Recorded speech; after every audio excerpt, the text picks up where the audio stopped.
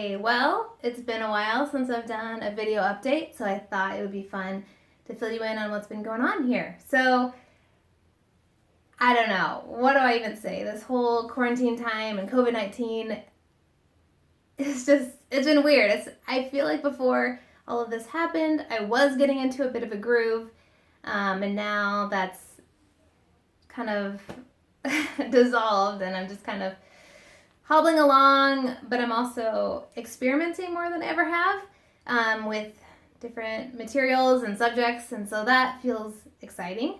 There are many days where I forget that I'm even an artist, and I'm like, oh yeah, I've just been busy with the kids, or I don't know, and so there's been no groove, no consistency, really random, but I'm excited just to show you a little bit what I have been up to.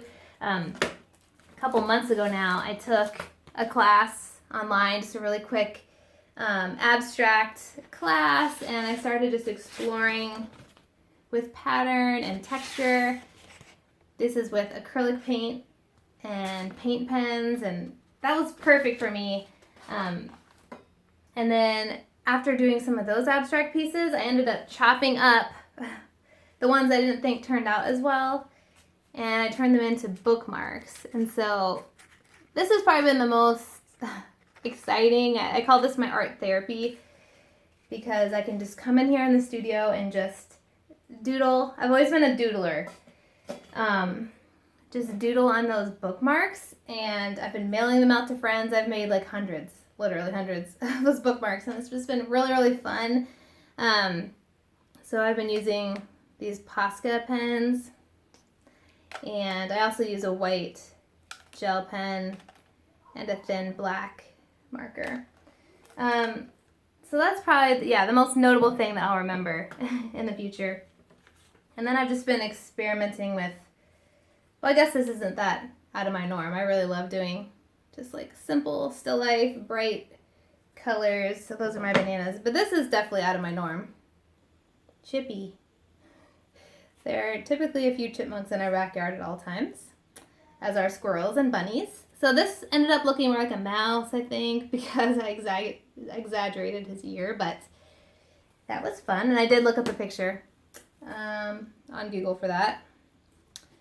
This, fun. I'd like to do more and make this into a series.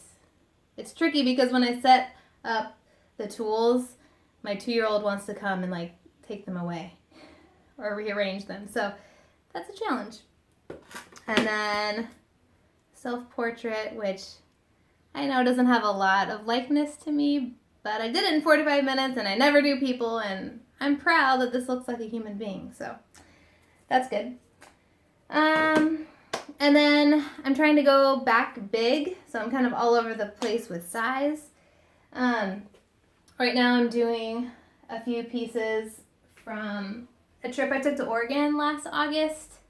So right now, I mean, in a certain way they look done, but like this one, for instance, it looks very generic. It kind of looks boring. The paint is really flat. So what both these pieces need are some magical moments.